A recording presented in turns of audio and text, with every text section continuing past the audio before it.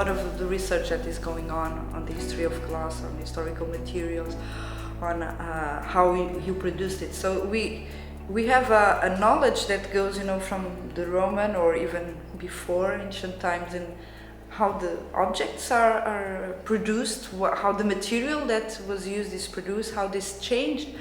And then we have scientists that are creating new materials that can be also of use to the artists. So what we expect in the science part of the master, which most of our students are coming with an art background, is to know the material, to feel more the material, not only because, of course, if you look and if we work with material already, feel a connection, but to go even more deep, you go just more inside and understand why it behaves the way it behaves, as far as we know it. We don't know a lot. And this is something, again, that it's quite unique. So because here, and the students are involved, that they see us working every day. This is a unique place, not only for the master, but the research that we do here. And a lot of times there is no clear frontier of what is the research unit and what is the master. You just have to open a door, and people are working with glasses and tiles and with what I call the bugs. They are not bugs, they are fungi, they are algae, so they are working in the biodeterioration.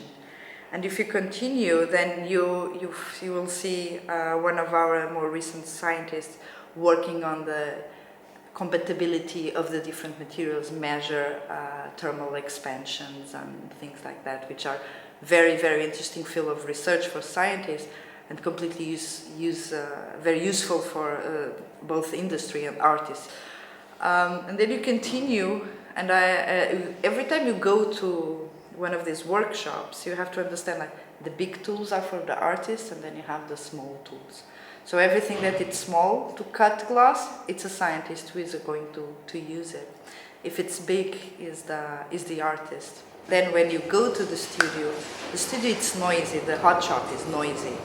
Not because people are always, they have to speak loud, because the gas and everything, it's very noisy, all the furnaces.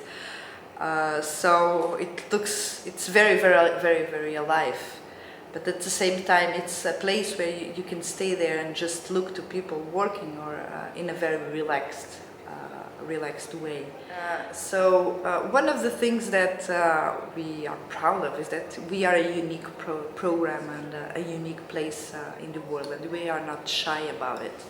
This is the only place where we really have scientists and artists working side by side, not only at the master but at the research unit. And sometimes the master and the research units don't separate that much. There is no clear frontier, because we are all involved in the same thing.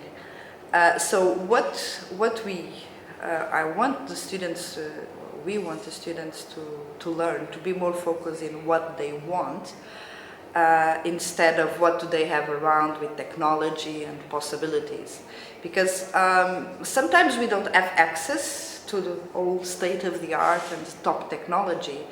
But if we are more focused in really what we want to do as an artist or as a scientist, then it's more easy to find what we need, the tools that we need, instead of playing with tools and expecting good art or good science to come out of that. So we believe in the other way around, and I hope that the students at the end will profit from this, because it will give us really more useful tools for whatever path they choose.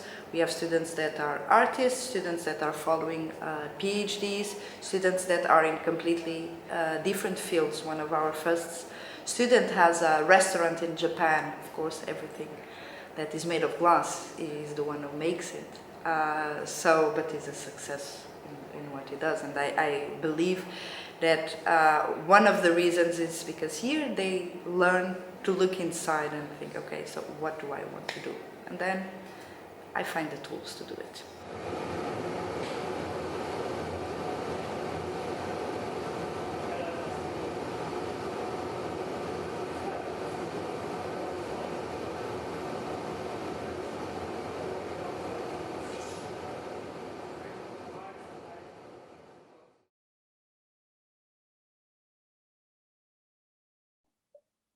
Good afternoon, and welcome once more to the second VICARTE Talks, where I'm glad that we have with us Dr. Jane Cook.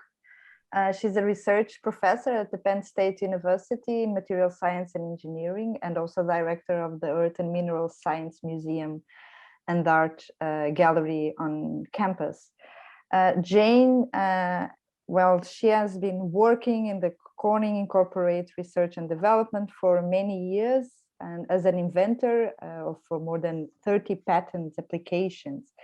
And she became very well known to us as a chief scientist at the Corning Museum of Glass. She also has an artwork where Jane researched the interplay of the ambiguity of consciousness with the precision of science, and explores themes of emergency within shifting reference frames. And I will let her then maybe explain this or talk about whatever the topics will be. And Jane will be in a close dialogue with Robert Wiley. Robert has, for the past 11 or maybe almost 12 years, centered his art making, teaching, and investigation here with us at VICARTE.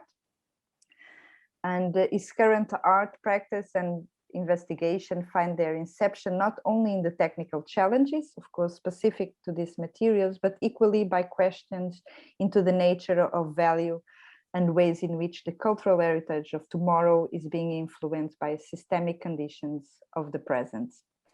And they will be interviewed, if we can talk about interviews in this situation, by Natali Rodrigues. Natali, once again, thank you very much for accepting our invitation.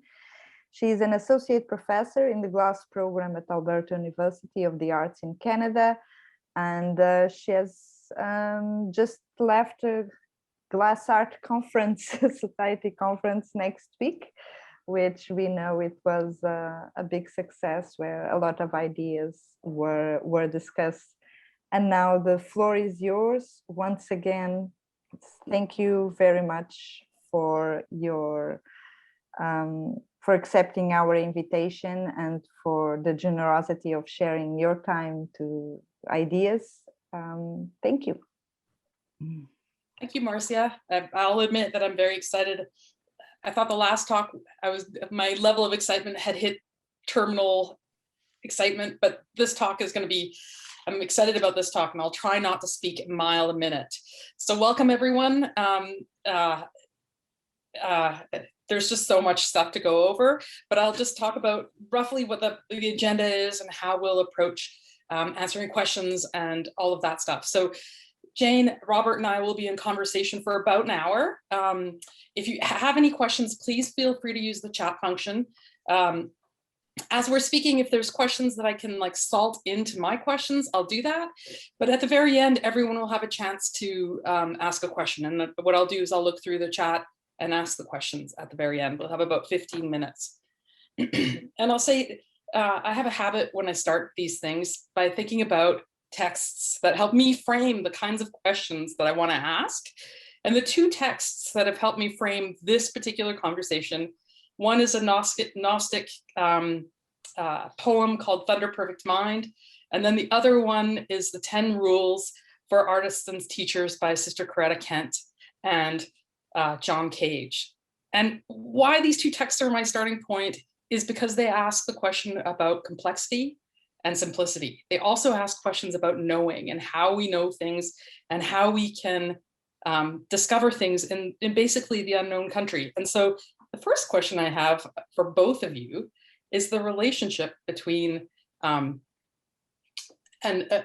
you see the relationship between art and science, whether it is a methodological similarity or dissimilarity, or if there is a starting point for both processes of ways of knowing. And I'm going to ask you both that question. Who's going to go first, Robert? Jane, you go first. Okay, I'll go first this time. Jane goes first, and then Robert, you'll go first next time. Okay. So for me, the idea of broadly of sort of an art and science divide, or even an art and science interface, is is purely it's a construct that derives from the ends that are sought, not the methodologies at the beginning. So I like to think of the scientific research sort of at one end of a spectrum where there's a quest to understand something precisely and to quantify it, and all towards some aspect of utility, whether engineering type of utility or answering some question to set up the next question or to define the work of someone who is going to then take the question to the next level. And it generally involves moving decimal points. I like the idea of thinking about pi as 3.14159263758, blah, blah, blah. I put blah, blah, blah after about 12 digits only because that's all I can remember. There's a utility to somebody to knowing that up to 100 digits or 1,000 digits. But on the art side, on the sort of where the quest is still one for understanding and for knowledge, and even I would say for precision, the goals are aesthetic ultimately, and emotional and communicative in more of a humane type of way in terms of like humanism, humanities. So any sort of divisions, any sorts of splitting that happens on there really becomes a choice by what's being driven by your end goals, if you have end goals. Yeah, I'll throw that over to Robert to. Thanks. That's a tough question, Natali, and also central to part of our practice here at VICARTE, and I think part of the reason why both Jane and I ended up here for the second talk. And to be honest, it's a question, I guess, like any good one, where for me the jury's still out on things. Although, like Jane, I put perhaps points, centers of gravity, and perhaps even more like the center of gravity as an idea, where a book on the edge of the table, it has a center of gravity, but where is there an atom? Is there a particular place where if the book slides too far, it falls? For me, the question of art and science and their relationship, when I arrived almost 12 years ago at this university, already with a number of deep questions. It started with my time at Ohio State University, where studying in a giant research institution led us in the arts to be influenced, let's say, by questions coming from the observational sciences, and to a way in which oftentimes the values were impedances to art making and to what I needed to do as an artist, to find my artistic voice, to find my practice. I found that those things could be in competition. And so over the years working in engineering, managing projects in construction relative to art, commercial art projects and theming environments and all these different things outside of the university. After I left the university in the private sector, I thought things were together, and it was just a matter of finding the right language. Then I bumped up against science and engineering in a formal sense in a European research institution at the Faculty of Science and Technology where I work, and things changed, and now they're back again. And so I think I have to agree with Jane particularly on this idea of the needs, those ends that we're moving towards, where art has every possibility, and perhaps at least in the kind of art that I like to make and that I'm interested in looking at, has the necessity to work towards ambiguity, where poetry separates itself from, or I separate it from, let's say, journalism, by the ability for the word to mean many things, and necessarily for the richness of the poetry, the word isn't necessarily quantifiable. Whereas with science, I believe if I'm working on a project in the lab, we're moving in the direction towards certainty, even if we can't arrive there. So those kinds of needs, the utility, to use a kind of a Immanuel Kant definition for the art, that utility of science isn't the same as art. But in the end, the curiosity, the culture that we're building, it's the same. I can't separate them. You sort of teed it up, Natali, in your question about is there like a common root down below, and I like to call that root play, that sort of relatively bounded activity that you do before the hypothesis. You have to sort of push out at boundaries and push out at understanding. And when you're doing that, whether you're doing scientific research, fundamental scientific research, engineering research, artistic, aesthetic, philosophical research, any type of research, you always start by challenging yourself. What are the paradoxes? Where's the humor in it? Where this is that human side, right? Is facing up from the very beginning. The reason why you do anything exploratory is because you're acknowledging fundamentally that you don't know something. And so it always becomes, there's always that step into the unknown that has to happen.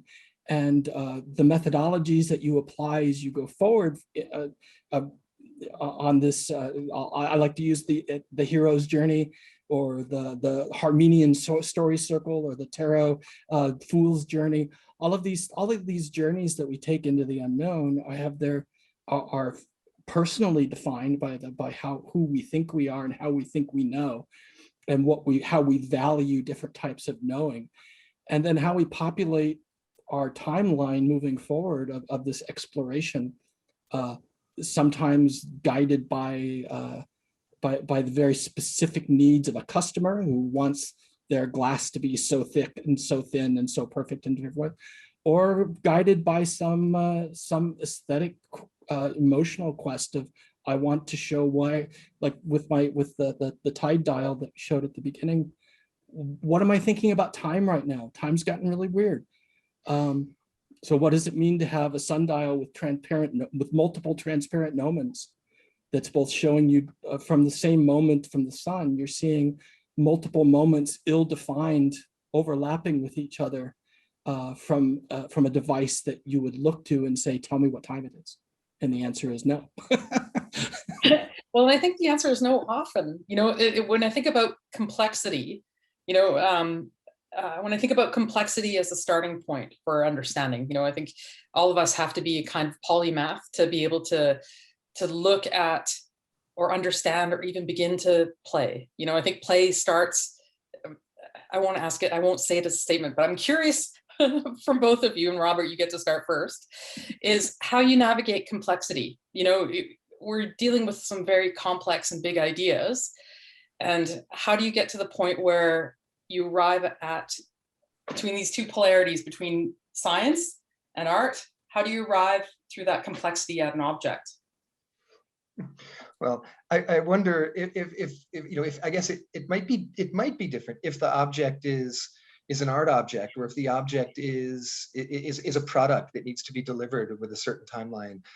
But the question of complexity, for me, is central. I mean, it's really everything. We at least in my experience, my education was such that I was being offered a very specific, a very narrow, very controlled path that might lead to certain outcomes that perhaps filled the industrialized American model of what we should be. But over the years, I was lucky enough to find inspirational teachers that pointed to the complexity being really what was interesting, and where anything that I might learn, or any object that I might create, be it artistic or a resolution for a client, was going to be to marry that complexity with some needs or desires. And so I think of a colleague here at our university, Christopher Aureta. He's a professor in the philosophy and history of science, but with a PhD in comparative literature. And Christopher talks about intellectual promiscuity.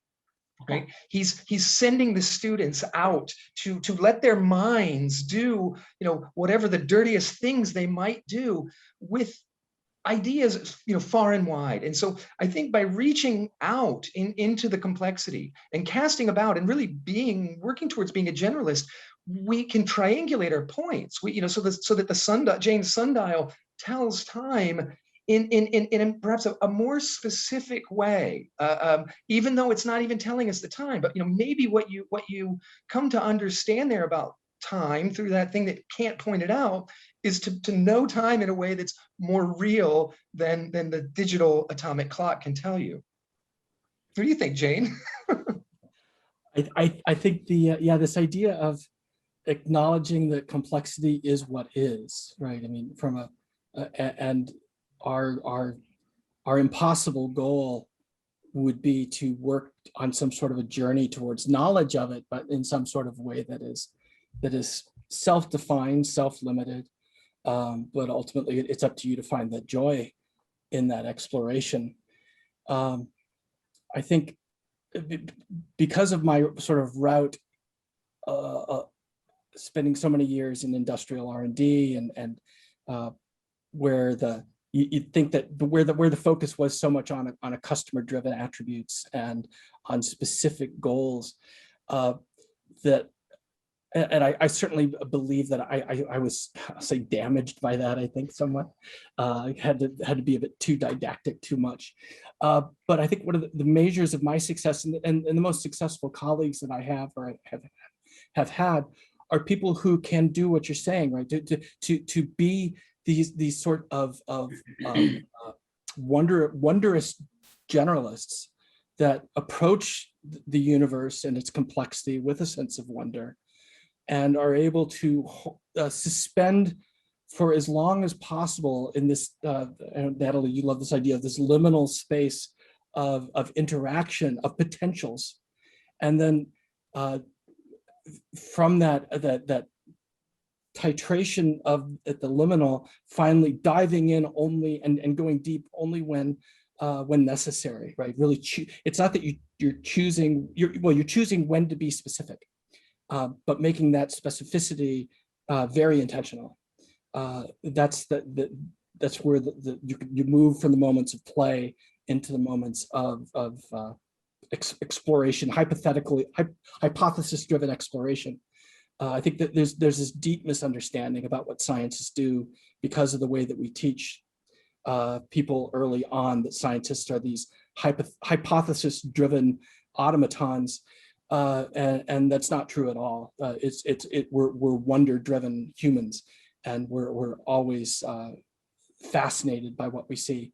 It's more having the ones who can succeed. I'd say have the greatest levels of success are the ones who are then able to put things up on the shelf, put a pin in it, and move forward, or at least triangulate a little bit into interesting side pockets that might have utility, and then be able to pull it back, but then have this generalist referential library constantly in your head that you can always sort of pick things and say, oh, remember that thing I did 5 years ago and that thing that I just saw? There's a connection there. I don't know what it is. I'm going to put them both in front of me, and I'm going to play. Right. That's this bounded play idea. Jane, that idea of you're grabbing to those things that I think that the only way for us to do anything creative, right? The only way for us to make something new, to make a new solution, to make a new product, to make a new direction in our art making or whatever it is that we engage in, is to be able to make relationships that connect what's normally not connected. And so for me, that idea of the intellectual promiscuity that Aureta talks about was so meaningful to me, because I saw it through experience, that if I needed to solve a problem for a client, and I might ask myself, sometimes consciously, sometimes unconsciously, well, what do I know about this problem, and what else does this remind me of? Because when you become conscious of the fact that the way that stainless steel melts when you're using a TIG welder is just like the way wax melts when you're doing lost wax casting. And if you have the dexterity to get a ball of stainless steel to fall between the two objects that you're trying to weld together, you can then melt that ball, fuse the two in a way that it allows you to grow technically in something that has no relationship on this, on the surface level. So I think, I think of us as being like children, building a toolbox, and we're putting all these different kinds of Legos and Tinker Toys and erector sets and all of these things together, and sewing them together. Like you actually can get a square peg into a round hole. You might have to force it, but you could drip a little acid on it and melt away the hole a bit first. So that I have to agree with you on that. Reaching the play through what and connecting. Yeah, one of the properties of complexity is that things emerge from complexity, and that are going into a complex situation, aware of what you know, open to what you don't know, seeing new information that isn't immediately categorized for you, and then as a first guess, you say, well, here's what I know. Here are the boxes that I know I can put physical matter and energy into. Let's apply that model to the behavior that I'm seeing, and then it doesn't work, or you see something that is outside of your boxes. Well, as a scientist, as an artist, as a creatively thinking person, guess what? You get to change the boxes. You get to change your models, right? You get to apply whatever system on top of it that you want to. It starts to get meta, right? It's like, I'm going to understand something. I don't understand it, so I'm going to apply some type of understanding, but then I'm going to change how I understand things. I'm going to experiment with how I do the experiment. And then you can experiment with that. And suddenly you have these interlocking complexities, and just like something that looks like it could be random, suddenly a swirl will emerge, right? Suddenly structure will emerge from the chaos. And that's how this universe works, is things are complicated, but order that we recognize on our time scales, on our energy scales, as these creatures that we are, we recognize that emergent order, and then we do things with it. We make Zoom sessions out of emergent chaos. That's just what we do, and we're very good at it. And the more we can embrace, I believe, the more that we can embrace the possibilities of complexity and not fear chaos, but actually see it as this Play-Doh that we are uniquely designed, if I may use the word designed without a design sense. We are good at seeding chaos and precipitating emergence. We're very good at that. So you're saying that we're acting on the universe, and the universe is acting on us at the same time? Absolutely, totally and it's that non-linearity, right? What scientists will call non-linearity, which we sort of substitute for any time I don't understand it. It's when those things get complicated in that way, you sort of go over this cliff, and these wonderful things can begin to happen because you've given up control, and new things can happen because you stopped stopping them, right? Do you think that thinking of Csikszentmihalyi and his writings on the flow state, do you think the flow state is that space where we can enter into complexity and pull those emergent whatevers out? Like, do you think flow is important to both of you? And I'll start with Robert. I'll go first. Okay, or you'll go first. Okay. We were doing Fibonacci, right? So yes. Oh, geez, that's right. If we're doing Fibonacci, you guys are in charge. Okay. Is Robert frozen? I think he might be. He can hold a pose, but either that, or is he's very focused on formulating his answer. I think it's just he's back. There you are. You're back. I think Robert was in a flow state. It was apparently. Did you hear the question? Yeah, I did, and I think Jane was going to take that one on first. It was her turn. Yeah, I remember first reading the book, reading that first book on flow. Gosh, it was about 35 years ago now.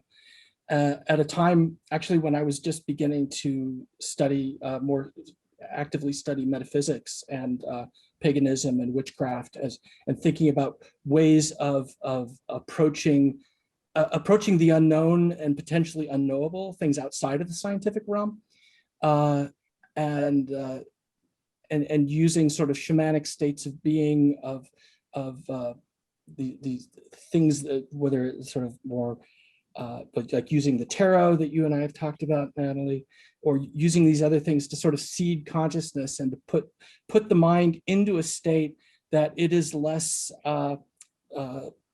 involved and more observational for a bit, but keenly observational, right?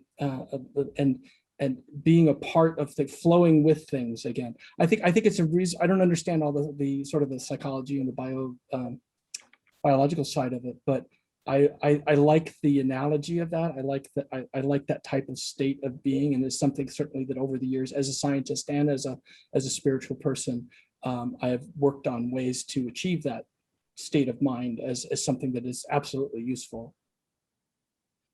I think as anyone that spent years surfing, snowboarding, and skateboarding will probably tell you, flow state was a thing that we understood, before it was defined, before it was written about, and even I can remember in the date myself, but in the 1970s and 80s in South Florida, in Boca Raton, where I grew up, and people were starting to get this information to us as students, having us do positive mental visualization to imagine serving a tennis ball.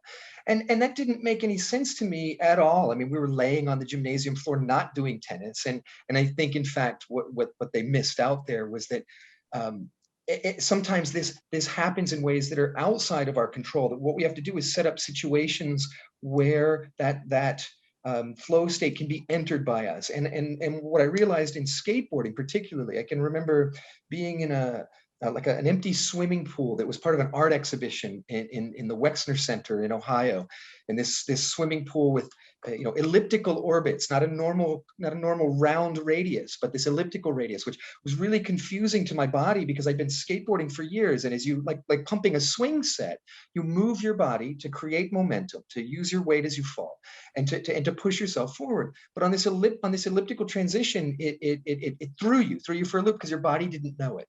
And coming to know that, I found myself in my dreams, in my sleep, working my way through the problem, and then coming back the next day. This was a couple months. I quit my job so that I could skate this ramp, this pool that was made out of Baltic birch plywood and cut on CNC machines. It was part of an exhibition called Mood River. But yeah, it was a life-changing event, and I could return the next day and do things like really far beyond my ability.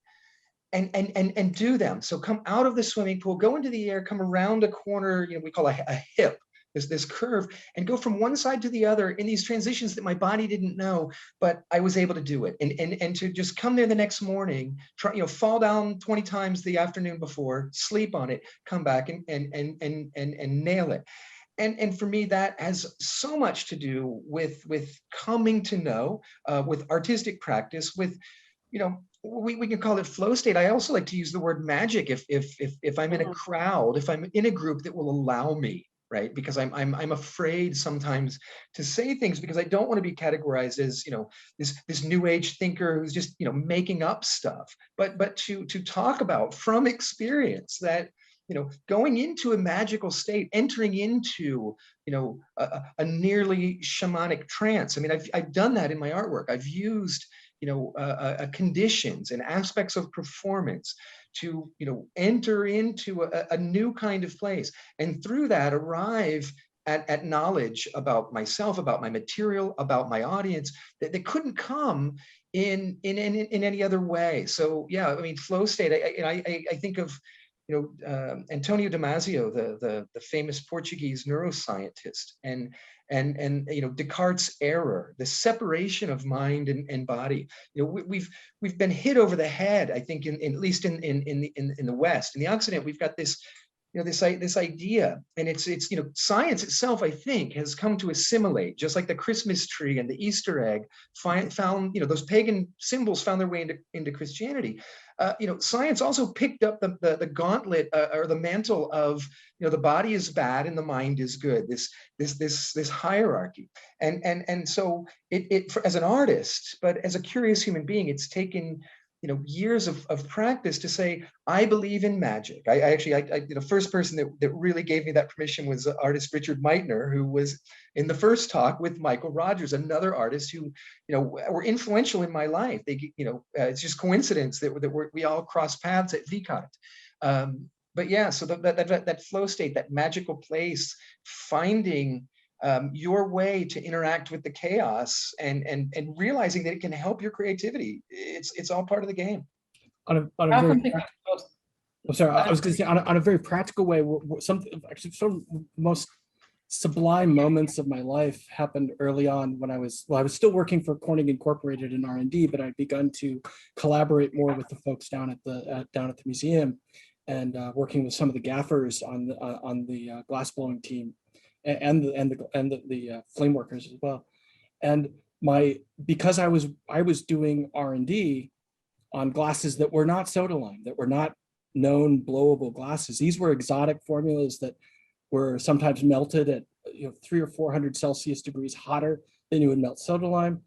So you were gathering at like 1600 Celsius to 3200 Fahrenheit. And so it was losing heat in a very different way, and it had different viscosity and had a tendency to crystallize. And I loved putting these, almost as a challenge, putting these things in front of these master glass blowers who've been working 20, 30, 40 years sometimes, and watching their systems adapt, so that watching that, like the first time that they'd take a gather, by the time they got to the bench, it was rock hard. And they'd sit there for a second, they'd think for a bit, then they'd go in and take another gather, and next time they got a cup. And within an hour, they were making drop-footed goblets, right? Even though, yeah, it's still glass is still complex, but there was enough of a thread through there that their magical relationship with glass, with what it does and how it behaves, saw them through the moments of complexity and failure to the point where they were then doing what they know how to do. And that's so, I mean, it blew my mind, changed my life, right? That here was this this quest that I had been put on of building the perfect machines had already been solved, and there was nothing we were going to do that was going to get better than this. And no, they're not able to make a rondelle that we can turn into a liquid crystal display, but that's just an end that somebody decided in the last 20 years would be a good thing. It's not, it isn't by itself a culturally venerable objective, any more so than making a dragon stem goblet is. They're both consummate examples of material science, engineering, process science, and the human heart, right? It's all one thing. Well, there's something about what we do, and I think, and again, obviously I have my own biases as a maker and a thinker, but I often think about what we do as dancing something into being and dancing something out of existence. Like you can't have one without the other. And when I think of glass as a material, and we talked about this a little earlier, glass as a material has some very unusual properties. And I think one of the properties it has and is just as a transformative material, that there's something about it that shapes us as we work with it. And I was wondering if you guys wanted to talk about that a little bit. Jane's asking me to go first this time. You go first this time, Robert. I think for many of us that find our way to glass, transformative and transformational, its very nature is one that, in my experience with material, whether from an artistic point of view or from the science behind it, it's right at the edge of what we know about physics, about matter, about how matter behaves. It's a strange material, and lovely, and I think it's transformative in our lives. I mean, for me, the awareness of body necessary to manipulating the material on the end of a blowpipe, particularly, that was the first love was the blowing. Now I love it, whether it's grinding it, smashing it, torch working, anything. But it almost in a lifelike way, in a magical way, offered up an opportunity to dive into the universe from a whole new path. It was a tunnel like Alice in Wonderland, and I've seen that happen over and over again. And I don't think it's a coincidence that its physical nature, the physical attributes, are so strange. And in fact, there's maybe Jane want to talk about an interesting adjective for describing glass, but that transformative nature and that in between states, that both condition, is magical, and it pulls us. It really does. And for me personally, in ways that other materials that I love, and I use everything. I mean, my mess of an office and my studio, they're covered in different materials, but glass plays a central role because it does something different. It's alive. It's like us. It eats light. It's a light being. What do you think, Jane? Glass is not alive. No, I don't really mean it. I don't, but I do. If something inanimate could be alive, it would be glass. It does have a mind of its own, though. It does have a memory in ways that most other materials don't. This question that I get it a lot when I'm on the circuit and talking, and I see it a lot online, is just the question of what is glass, right?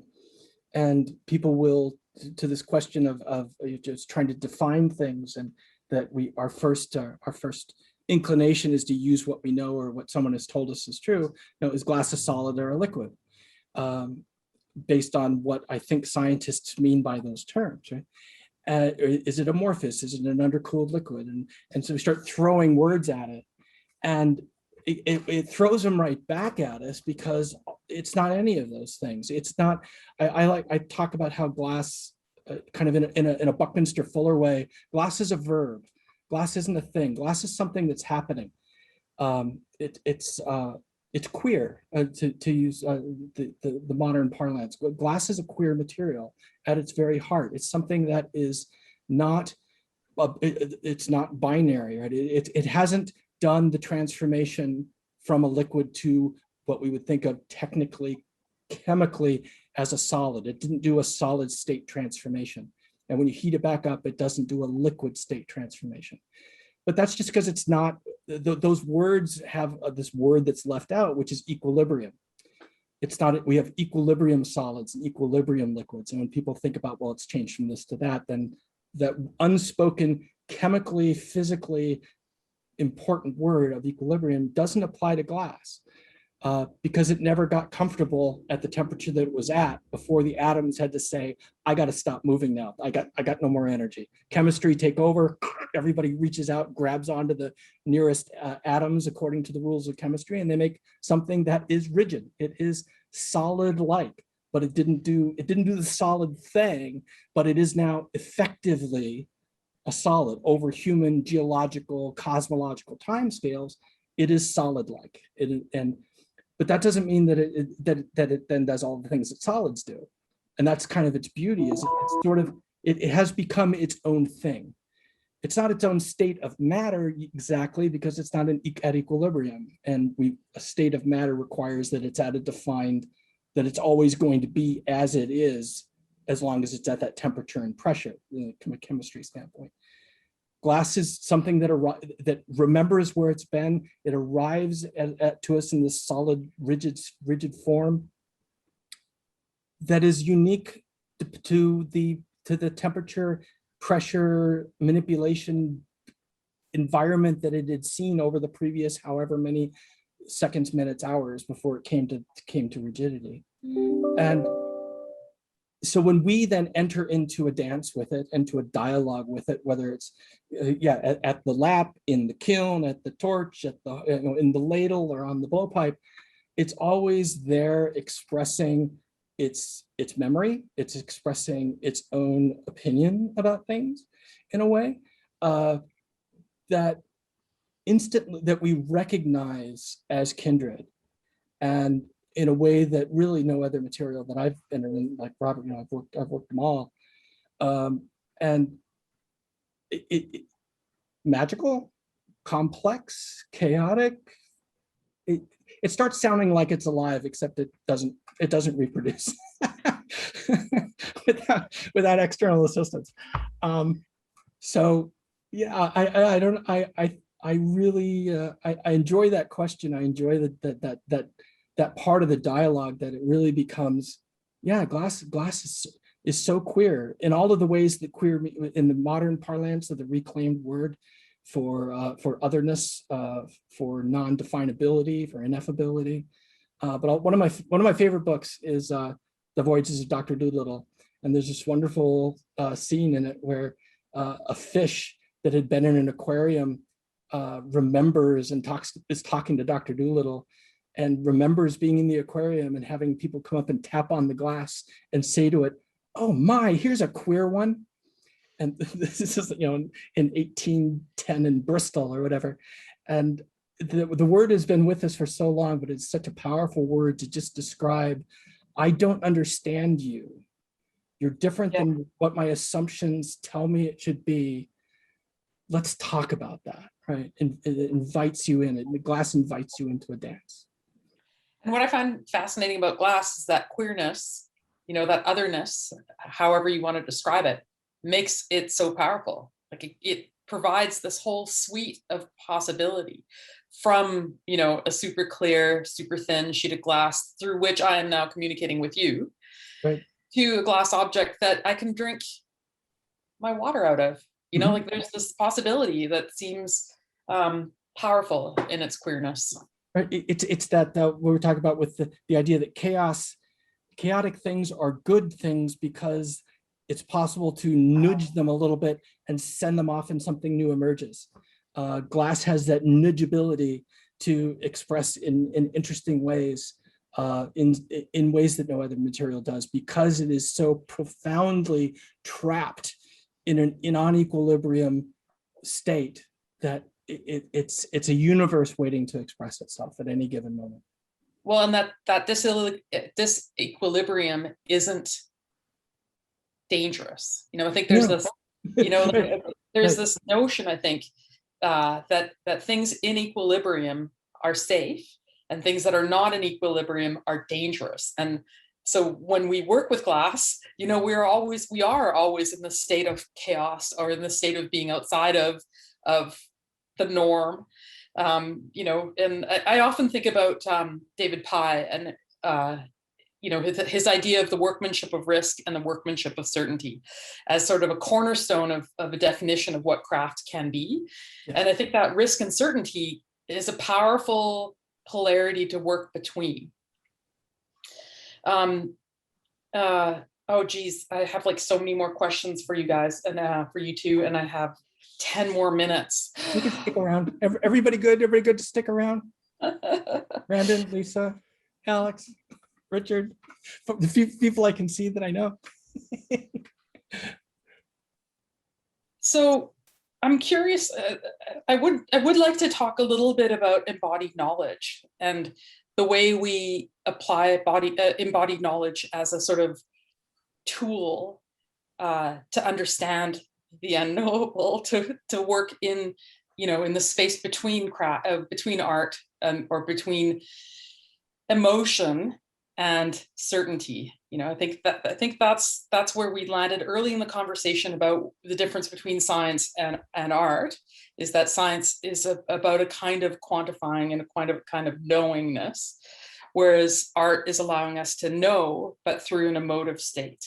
And so I'm curious about embodied knowledge as a way of approaching both intuition and pragmatism. It's not really a question, but I'm just curious what you guys think about that, or you two think about that. These are some heavy questions, but you know, dealing with them is probably what will bring us to the closest we can come to a state of equilibrium, socially, intellectually, philosophically, us human beings, and hopefully us earthlings in this, you know, complex biosphere that we inhabit. But you know, I think we oftentimes, you know, do science a disservice and I've done it myself with this separation of embodied knowledge versus perhaps the discursive, the intellectual, or the thing that I can put into words. Because honestly, I think, and I think Jane would probably agree that, our decision-making process, our whole existence is being run, through a bottom-up and a top-down system, right? Through a series of complex interactions, with our body, with our feelings, with our emotions, and they may be more even than what we do intellectually. But I think whether it's the art or the science, we are in fact making decisions at processes that are below our conscious understanding, and they're feeding back and forth that idea that we're affecting the universe and the universe is affecting us, the body is affecting us, and we are mentally affecting the body. We can't think without doing. There's action even in thinking, right? There's electrochemical, there's actions, there's physical movement and chemical movement within us. Where art for me plays a different role is that it's the place that we're allowed to celebrate that. It's the place, or at least if certain forces, certain value systems don't impede it. And so for me, the place that I want to protect art's center of gravity is in that this is a place where oftentimes we've been encouraged to play with feeling, with emotion. And because on the intellectual side, oftentimes it's discouraged. You need to be objective. Well, what does that mean? I mean, I spent a year in a PhD program in the history and philosophy of science. And, lo and behold, there's an entire history of objectivity and what that means and how it affects us. So, I looked at people like Tim Ingold, the anthropologist, describing creativity and objects that we might make not as some sort of thought that we've projected and designed, and there's our creativity. Look at that creative act, but that like a knot on a string, and a string made of fibers, and all of these things that are feeling and thinking, and all of it brought together, and what we might see in a solution, is in some ways a result of that embodied knowledge, things that we've felt and moved through. What do you think, Jane? Yeah, I think that because of the role that we give science and engineering, I'll say, in our culture, it does sort of distill out on the other side as this specific outcome, right? And the mind leaves the body, and as a matter of utility, and as a matter of sort of David Pye's definitions of risk. I like to use the term risk reduction as an engineer, that the low risk path towards the solution. The scientific method and scientists, as they practice it, tend to try to hold to that idea I was talking about earlier, this misrepresentation of the scientific method as actually being the thing that happens. While without acknowledging that we're all subject in some form or another to Gödel's theorem, right? That we can't leave the thing that we are. Objectivity is a goal, not an attainability. You can never leave your own assumptions behind. At some point, you're always standing on top of your own ideas. And I guess the journey back, or across the perceived divide back to arts and craft, is this opportunity to say, I don't know, and here, but in the process of not knowing, I'm still doing really important work, and I'm thinking about things in really important ways. That, hey, scientists, if you pay attention to the way that we're letting things float a little bit longer, and we're not believing in our own models to the nth degree, you might be a little bit more creative and a little bit more successful if you would just like don't believe your own hype. Right? Step back a little bit and give yourself time to play, give yourself time to fail, and to observe, give yourself time to flow. Yeah, absolutely. That I love to I love to help scientists calm down. Just take a breath. Take a breath, man. I think one of you, Pardon? Go skateboard a pipe, man. Yeah, exactly. That's where Well, science lives. I think one of you said earlier that, it's about creating a space where things are possible.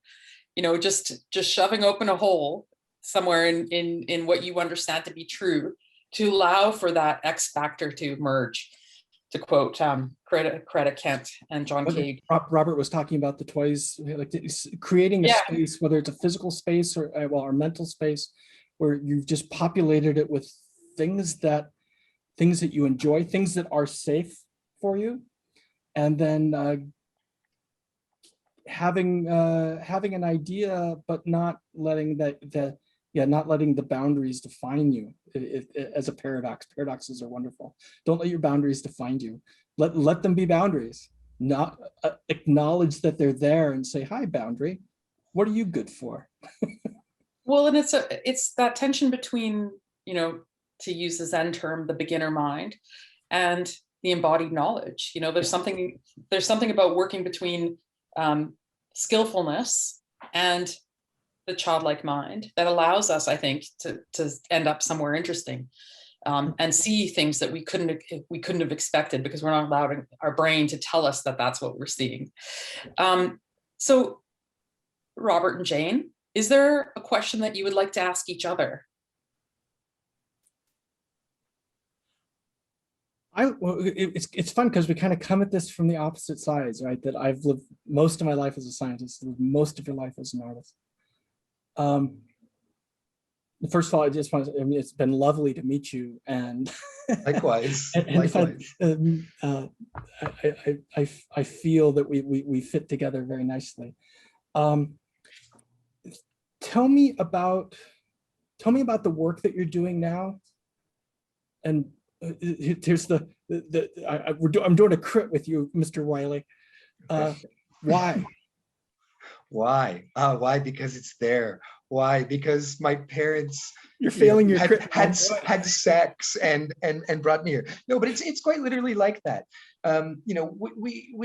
We find ourselves oftentimes being asked, what does this mean, and why are you doing this, or why are you doing that? I mean, in the end, there's a quest to know, and it comes from some place that's beyond me. There's a curiosity that I was blessed with. I can't sit still, and so I'm always playing. And there's some desire to not stay where I am, right? I'm atrophying. I'm moving to some level of chaos.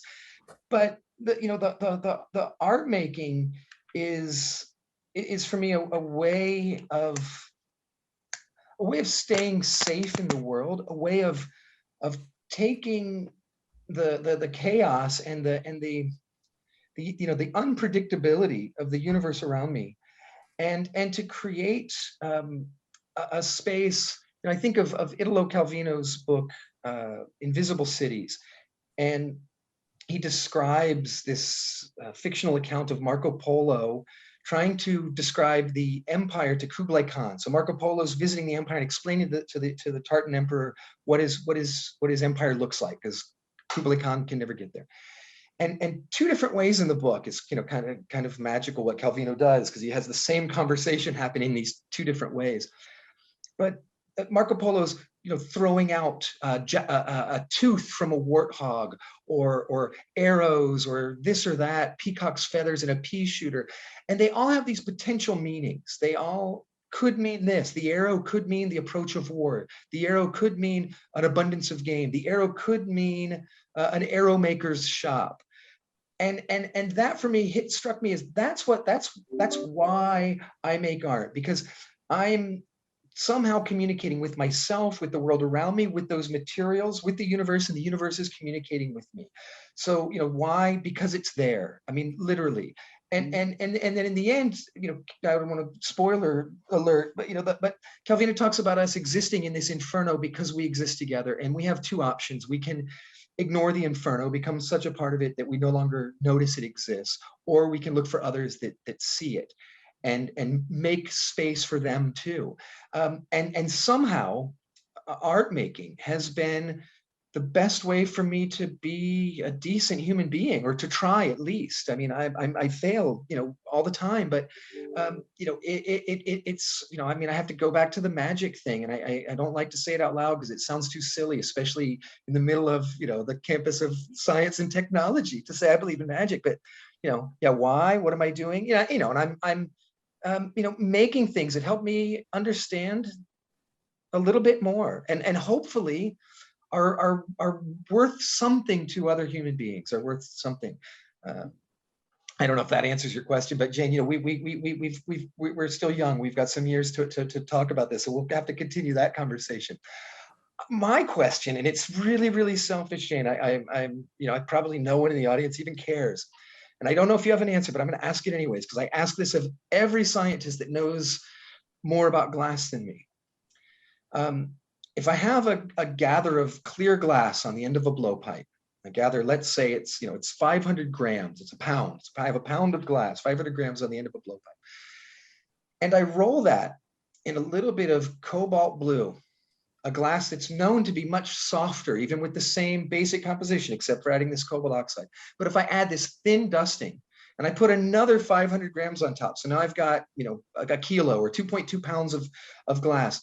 That massive quantity of glass, almost as if there's some communication across the network of glass, that entire glass will act, it will behave differently, it'll have a different viscosity, a different flow. It does something weird. Do you have any idea why that is? I do. Oh, tell me, because no one has answered this yet, Jane. So it gets to this some of the wonderful complexity that glass has because of what it is. And one of the things that artisans working glass lose track of, because they're so good at what they do, is that temperature and viscosity have a very complicated relationship with each other. And that temperature itself has a complicated relationship with the universe. So we lose, glass can gain and expel heat 3 different ways. And it'll do those 3 different ways to a different degree, depending upon how hot it is. So we talk about non-linearities, right? If it's hotter the glass is, the more it loses its heat by radiation, by the glow, right? The less relatively that it loses to, say, the gas, losing energy to the gas around it, or losing energy to the marver or to your tool. So very hot glass cools more quickly. Now add into that with your rolling up some cobalt frit. Now you've added another dimension to how heat gets into and out of the material, because you've changed its color. And heat is all about, heat is color. It's infrared color primarily.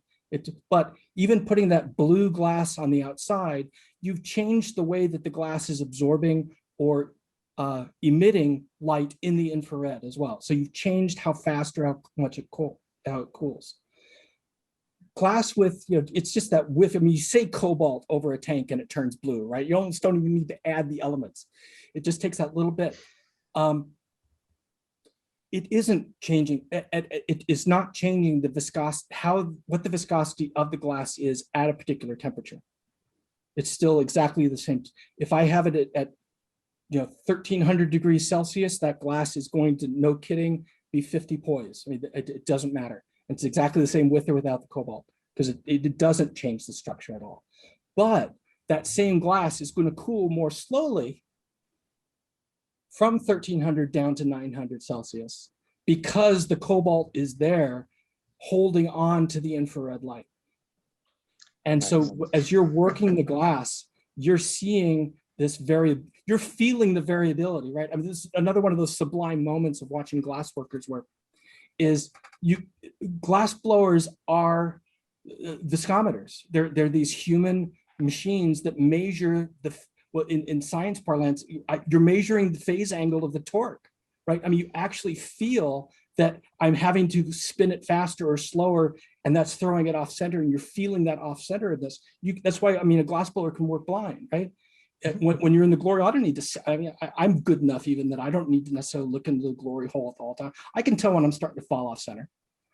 And I know what that means. I know that I'm softening, and the relative, like I said, that phase angle of the torque is falling off.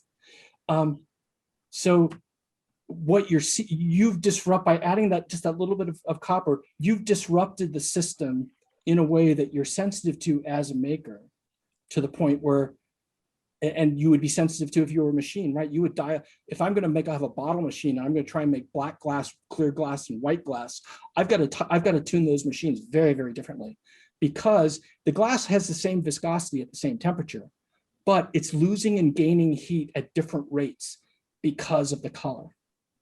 So I often hear glass artists say, "Oh, my white is." Some whites actually are stiff, but say like an opal white. It's just got, it's got a little fluorine, a little tin in it or something. Not enough to throw off the structure, not enough to change the viscosity curve. But by making the surface of the glass white, an opaque white, it's going to absorb heat 20 times slower, and it's going to emit heat 20 times faster. That means that glass is heating and cooling 400 times, like 400x different than the equivalent amount of clear glass. Of course, it's going to feel stiff. You're going to have to leave it in there forever. And then, of course, you're going to have like almost no time to get it out compared to black glass. The viscosity with temperature is the same, but you've changed the emissivity of the glass. You've changed how it absorbs heat and how it loses the heat. And you feel that as a maker. Jane, thank you, because that is the first time, this idea of the light leaving the glass and that infrared, that energy leaving, that I guess it would also explain why the clear crystal and the black crystal, one of our students here, Carissa Bacte, a student of Natalie's, she had black lead oxide crystal from one of the factories, and it wouldn't melt. It literally wouldn't melt in the kiln. So the clear glass, she came back to the black crystal, and it was still in slightly softened chunks of color, whereas the clear crystal was, fully melted in. It changes totally how it's going to behave. You have to get to know, and this is why it's so useful to be a human viscometer. Because your eyes are not actually giving you the important information when you're in the glory hole. I mean, depending upon, like, if you get like a cadmium orange and you take it out and it's like this weird brown color, right? Where if you have an equivalent amount of glass that's transparent, it's glowing bright orange. Well, it's because the orange isn't absorbing its own color, right? It's brown, it's desaturated because it can't emit the color that it is, because that's what color means, right? When the color that we see is the inverse of the color that the object actually is, or that it's actually absorbing. And so if you're asking the glass to emit orange, you're just going to get this sort of dull, especially an opaque orange, right? It's just going to give you this dull sort of brownishness, because everything else is trapped inside. All the cadmium, sulfur, selenium is just grabbing all the orange and red and yellow light for itself. It's a brilliant, but you can see why it's complicated, right? You start layering all of these other types of behaviors on top of it, and suddenly glass becomes ineffable in some way, or intractable. But no, it's actually quite orderly, but by its own rules, and it's our job to make beauty or utility with those rules. That was fantastic. Like, I feel like that embodied knowledge that I've had blowing for the last 25 years. Like, there's something about how I've been thinking and conceptualizing what happens with heat is not exactly what you said, but it's not that far off that I feel proud of myself. Well, no, you sense that cliff that moment, again, sort of watching gaffers, and I've had the chance to blow some like this particularly soft material that turns into, it's called a glass ceramic, but you gather it at roughly soda lime temperatures, but it has an incredibly long working length. Like, the glass has lost all color and you can still jack it. and it is so, it blows everybody's mind who does it. If you've never really, it's like almost like working a high lead crystal, but more so in terms of its working length, because it's got a lot of lithium in it. That's kind of a lot of the problem. But you have this understanding, and these expectations and these models that you put on top of the material, and glass will sort of shift it side to side, whether you're working boro or alumino or lead or soda lime, and you just have to dance with it, right, and pay attention. Well, thank you both. That was as you know, I probably have I do have a million more questions, but I'm going to limit myself because I know we have a time boundary that we should pay attention to. But I look forward to seeing you both in the real world at some point in time. And better. Yeah. Are there any questions from the audience? I don't see any in the chat. But we'll just open it up and see if anyone has any questions.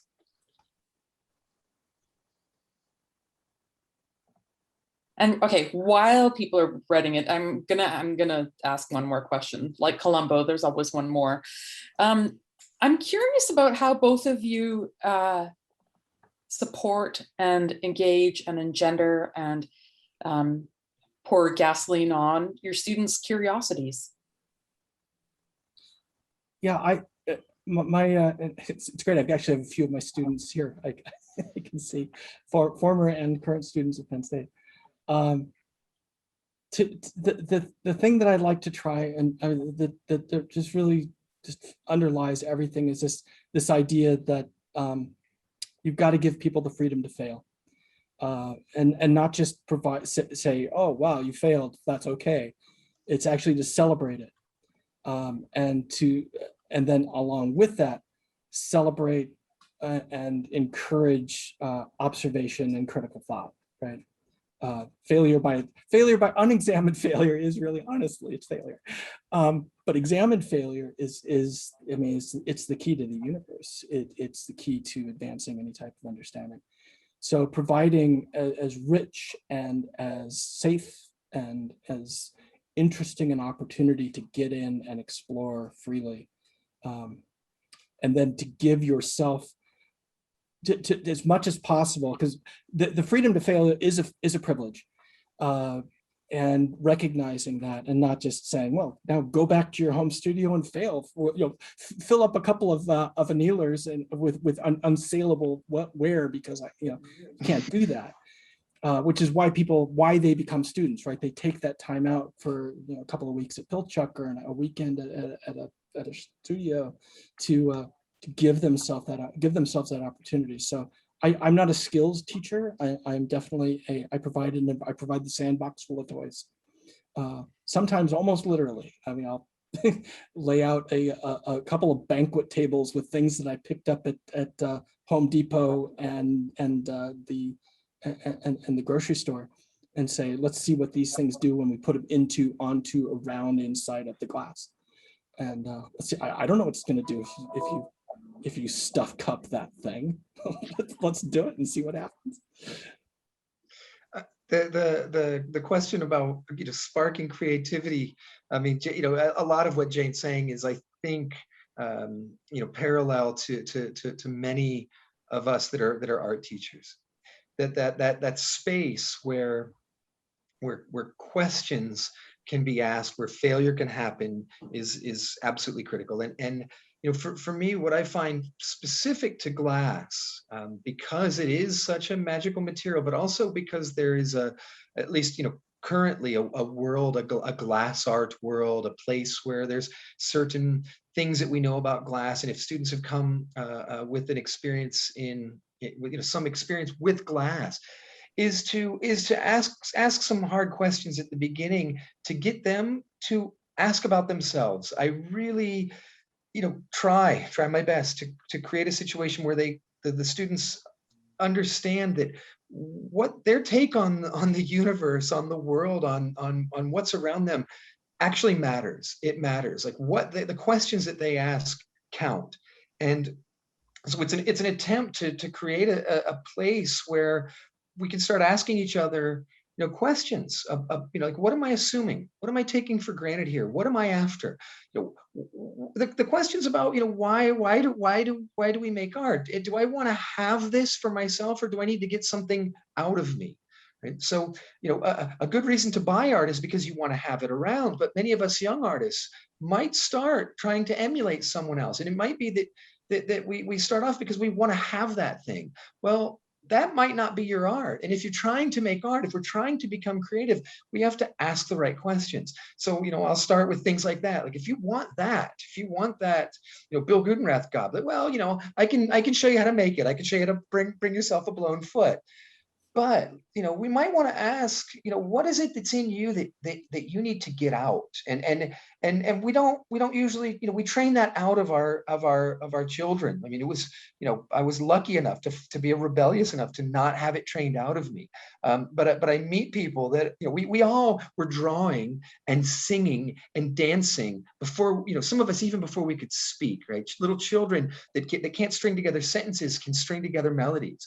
So, that emotive, expressive part of us, it is us. And so, whether it's, giving them the permission to fail, whether it's giving them a space where they can ask stupid, silly questions because they're valuable and not stupid and not silly, or just, there's the blowpipe. I'll show you how to gather, right? We're going to do this. Make sure you're not going to get burned. And now you have to come to your blow slot and play. Here's how you put the glass in the lathe. Here's how we chuck it up. And we do that a lot here at VICARTE, where sometimes it's frightening because the students don't know what to do with a lot of permission, with a lot of openness, but I also say, hey, look, you're going to be here for 2 years and then you're going to leave and no one's going to motivate you. So, let's figure out your voice. Let's figure out what we want to do. And I don't know, pray. Yeah, yeah. Thank you both for those answers. And thank you for letting me ask you the questions that I'm curious about. Thank you everyone who's come. I hope you enjoyed it. And there is going to be a third lecture or a third conversation, which is probably the better term for it. So thank you very much, everyone, and have a wonderful day. Thank you. Thanks everyone for coming. Thanks, Jane. Thanks, Natali, so much. Yeah. Thanks to VICARTE for making this happen. Just delightful and invaluable for the world. Thank you.